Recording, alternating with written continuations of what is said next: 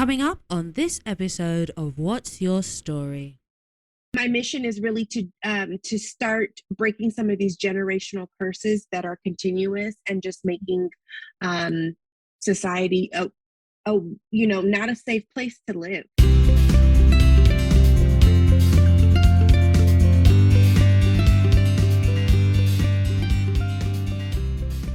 So on today's show, I'm joined by Erika Bigelow, who is the CEO of a company called Living and Loving Life. Now, I have to say, I love that name because I think that that's quite a poignant name. Living and Loving Life, aside from, the alliteration. Now, Erika, if you just want to, explain a little bit more about who you are and what your business offers to our audience today. Well, thank you so much for having me. Yes, I am Erika Bigelow. My business is Living and Loving Life. I'm a certified life coach for people for self-love and self-confidence builder. Yeah. My mission is really to start breaking some of these generational curses that are continuous and just making society not a safe place to live, basically. And I have a son. I want to see how much I can do prior leaving this earth to make the world a little bit safer for him when I do have to depart. Now, Erika, I'm aware that you used a term just now called generational curses. Now, I know that, more and more people through social media are much more aware of this term. But I know that basically the concept of generational curses is adopting the bad habits from previous generations.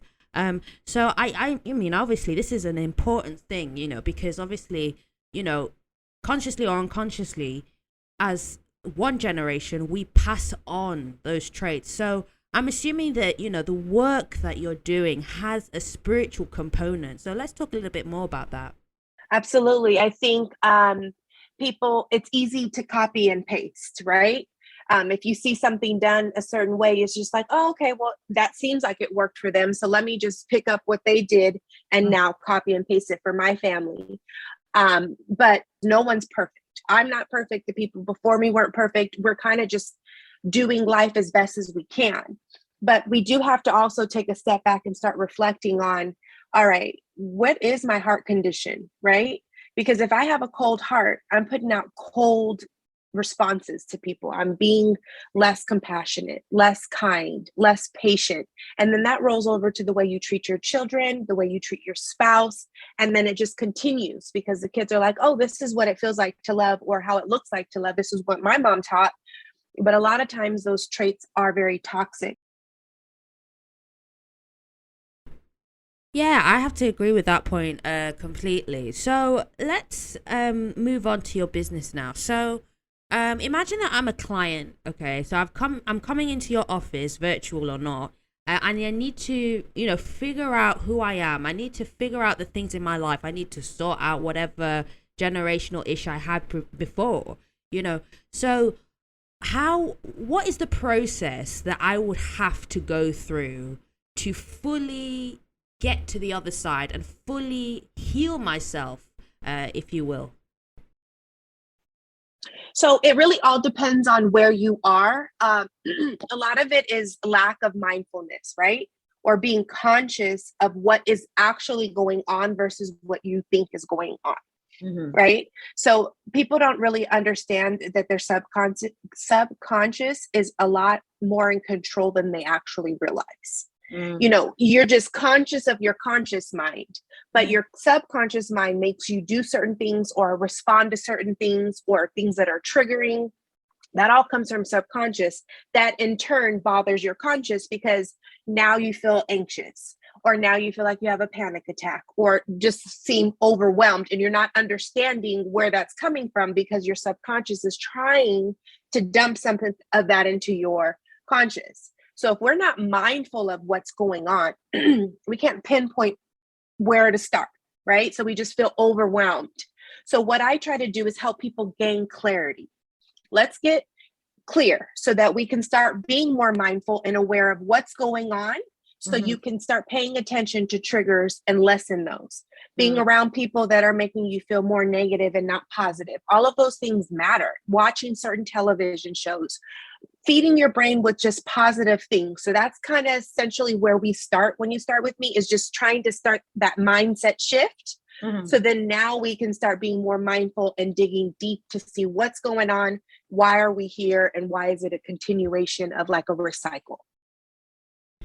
Well, I certainly think that's definitely a relevant point. What you take in is what you put out there, you know.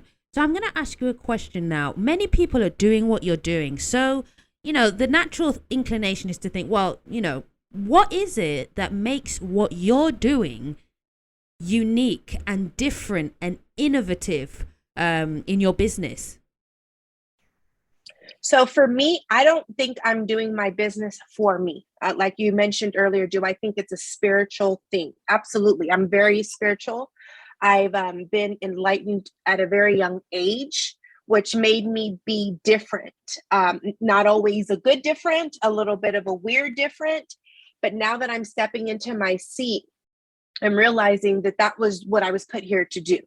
So it comes so natural to me. But again, there are a lot of people in this business, but not everybody likes green tea. Like you might like black tea with no cream. I like green tea sweetened. So it just depends. I think that those seats are for different people, for the people that are for them. Because there's a lot of people that need help, right? And I don't mean sense of help like they're lost or something. I mean help like being able to just clear out the chaos and see what's right in front of them without all of the craziness going on. So kind of like almost like a guidance a little bit, you know? And for myself, I had a coach. Everybody needs it. It's just the best thing, because when someone's outside and not emotionally connected to things that you're dealing with, they see it different than the some person that is in love with that, let's say a boyfriend, right? You go to your friends and ask. They see things that you'll see later, but you're like, no, I don't see that, because you're in love or less. So you're kind of like in this fog. So I kind of help people clear out the fog and see the truth of what's going on so that they can start making some better choices. Well, I have to say that's a very, very interesting process. And I can tell that, you know, you put a lot of your energy into helping people. Now, to conclude this session, I just want us to discuss, what is it that you want people to know? I mean, more often than not, the people in your field, they want to communicate their vision, what they're trying to achieve to people. So I'm going to now give you the opportunity to do that, Erika. So what do you want people to know? That I'm their safe space. And I mean that with my whole heart. Like, first thing I tell my clients is, I'm not here to judge you, right? I don't have all the answers or all the wrong answers or the right ones. So I don't have an opinion on who you are or who you should be. I'm really here as a support system with a complete open heart, no judgment, just to give you what you need to be the best person. So if I could leave something with someone, it would be that I come with a genuinely kind heart and very compassionate and empathetic for people.